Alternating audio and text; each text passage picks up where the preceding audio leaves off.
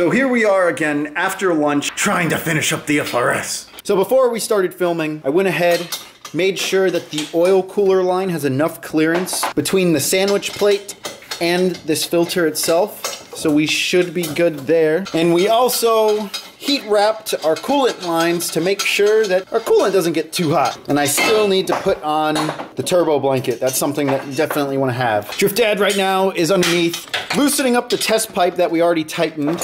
It was my bad because one of the O2 sensors was for the AFR gauge that was in the car, not the one that the ECU reads. So we're taking that back out. Don't worry about that. I'm used to it. I'm sorry. I'm used to it. It's no big deal. Put it off, take it off. Put it on, take it off. Put it on, take it off. I sense a little bit of sarcasm there. Put it on and take it off. No, that's good. But here's the stock O2 sensor that needs to go on and plug into this little black connector right there.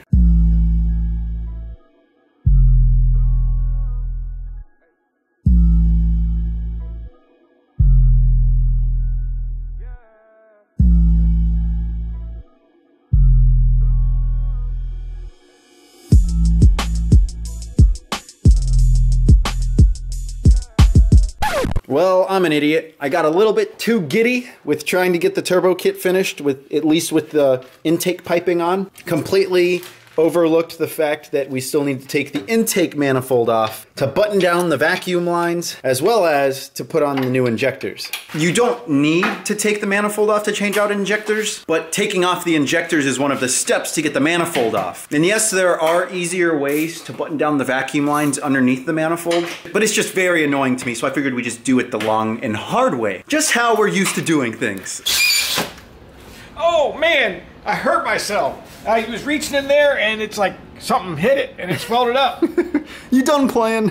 Oh, so passenger side fuel rail was easily able to come out just by removing those two 12mm bolts. But now we're trying to use a crow's foot on this side to get that bolt out. All right, with all of the 6mm bolts, let me see if I can point them out to you guys. One there, one right in there, on the in between both of these runners, and on the back side right here, and same three on those sides. Those are what you're gonna need to remove. All right, Drift Dad, let's rip this thing out. Stop reminiscing on your old days of being a young, fresh out of college student. I am purging. Look at that. Isn't that awesome? Didn't quit dipping, didn't quit cigarettes. I need to quit something. So that goes back to, let's see, September of 1992. I left my job at Superior Cable in Brownwood, Texas.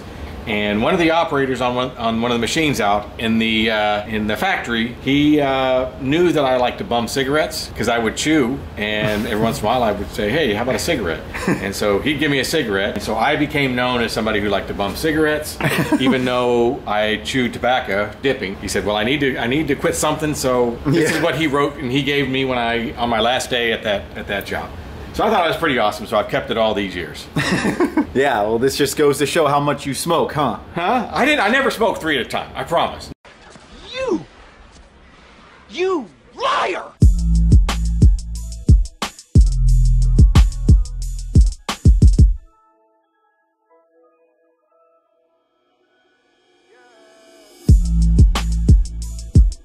All right, so we got the intake manifold off, which for some reason was a whole lot tougher than when we did it for the BRZ. And the whole reason we did this was just to get these lines tight in here, because we're worried about them blowing off as we, with the turbo, and putting extra pressure on the inside there. So I did have new intake manifold gaskets from my dad's BRZ when we did this exact same job. Well, actually, no, that was when we swapped out the harness. So we figured since these old ones have a lot of residue and are a little bit smashed, might as well throw the new ones on.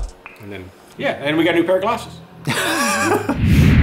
Okay, I skipped the whole part with us putting the intake manifold back in because it was 110% annoying, but it's in. We are getting ready to install my Injector Dynamics 1050X injectors. They do utilize like a little pigtail harness thingy that goes into the stock plug. So Drift Dad's just going ahead and removing the old injector, plugging in the pigtail. Voila. Prep for the injectors to be installed. So I went ahead and threw in my driver's side injectors here. But I got mine done first.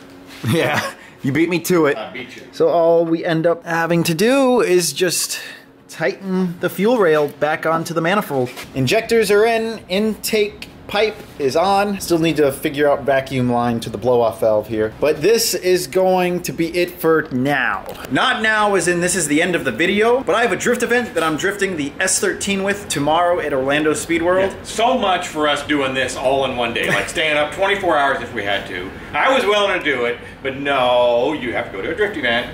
But I guess that's kind of like what ambush drift is all about, so I understand. Yeah, as much as I would love to just finish everything on the car, I need to drift tomorrow. Because as soon as this is done, the S13's coming in the garage, going on jack stands to get work done to it. So we'll see you guys in a couple days, probably Sunday.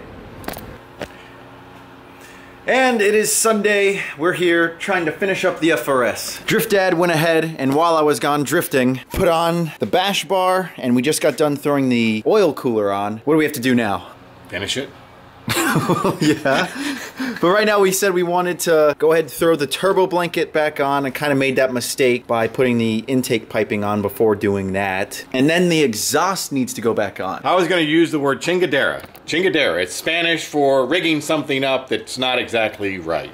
And Alan said, I can't say that. Alan said I can't say that on his channel. I already said it, so we'll see if he uses it. If he doesn't, that's okay. So now what we're gonna do is we're putting this turbo blanket on. We're gonna try to use a piece of steel wire to hook right on this hook. Then we're gonna go around the bottom and then hook it to the other hook that's on the other side of it. So we'll see if that works. If we can get it to hold on snugly. All right, so we weren't able to get the wire wrapped around to hold it in, but it did work putting the wire on it and then pulling it down around the back side. But it looks like it's pretty snug. It's not in there exactly the way it's supposed to be. We believe it'll be just fine. All right, Alan's down there putting the oil line on the turbo.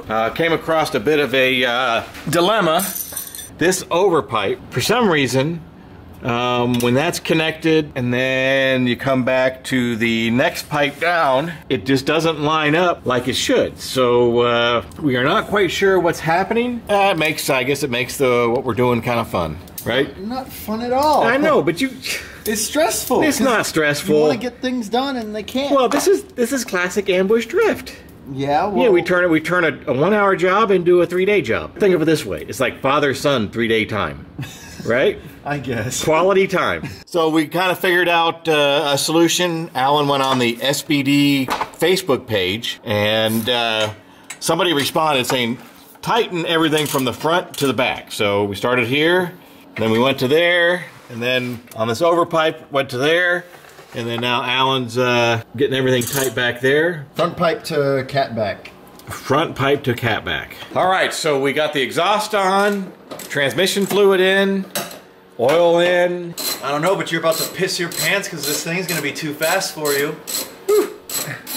No, not yet. Okay, it is the next morning and we are finishing up the fuel pump install now. I got the Walboro 485 in with the metal clamp that holds it up, as well as the bag attached. Now, one thing that I did have a little bit of trouble with, because this doesn't come with instructions, the blue and black wires that are on the stock harness for the fuel pump get spliced or just cut off of the old connector and then get crimped like so. Black to black and then blue to red. And then this just plugs up right here like so. And then all you need to do is just to reassemble the pump. And of course, don't forget to put on this silver metal spacer right here. To get that metal ring on, you need to take the floater out. So all you have to do is just to press this here, push back on this arm. As soon as this tab comes off, this metal arm moves forward and it pulls right out and gives you plenty of space to get that metal ring on. And one last thing to install before the fuel pump goes back in the car is this little trap door from Veris Engineering. This installs into the bottom of the hanger right in here to prevent fuel from sloshing around too much. And I'm hoping that this little piece will prevent us from needing to get a surge tank, you know, to keep from having fuel starvation issues while drifting. It just goes right into the base of this thing right here. Perfect. Look at that. Nice little trap doors installed now. Welcome, ladies and gentlemen, to the eighth wonder of the world. The flow of the century. Oh, it's timeless. Oh. Thanks for coming out tonight. Now, I guess it would have made sense if I at least covered how to disassemble the fuel pump, but it's pretty straightforward. If you press it down, there's a little metal C-clamp right there. Just pry that off. The top will slide off, and then there's a bunch of clips that you just need to disconnect, and then the fuel pump will come right out. I'll put a link down in the description to the DIY guide that I used.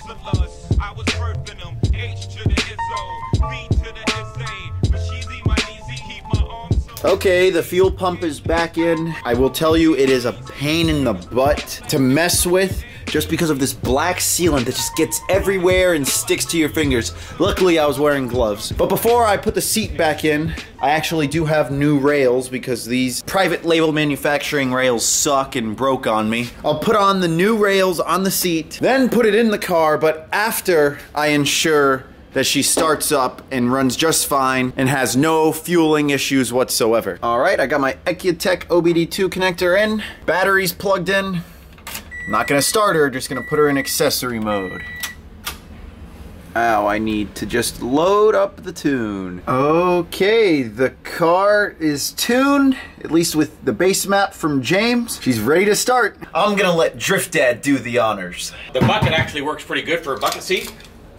It is a bucket seat, by the way. Yeah, see? Literally. Literally a bucket seat. You think it's gonna start? Yes, it will. I know it will. Oh, it's a little bit high. This ain't gonna work, is it? I need a smaller bucket seat. Oh, that went right into my crack. That hurt. Okay. There you go.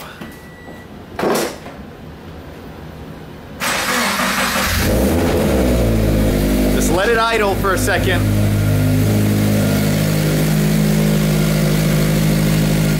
All right, so we started the car and it was running a while, had a couple codes come up.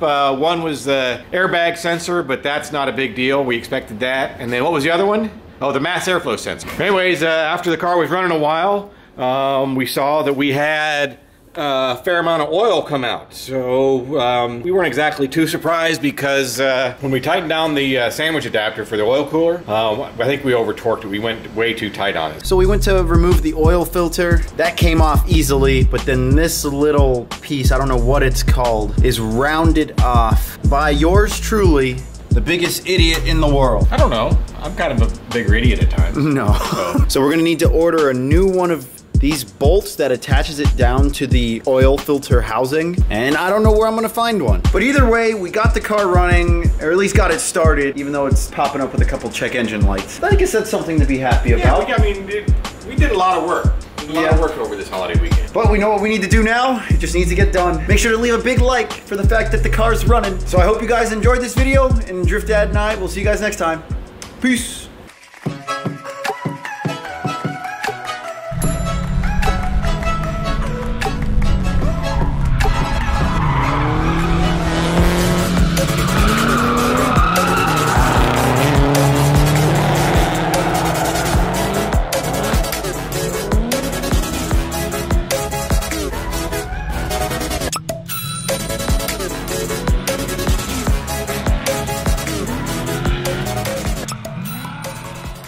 All right, I just thought of something that is fairly important. Not quite sure how to bring it up, but you know, if you're wearing these rubber gloves and you have to take a leak, and you go take a leak with rubber gloves on, do you need to wash your hands after you take a leak, or do you not worry about it?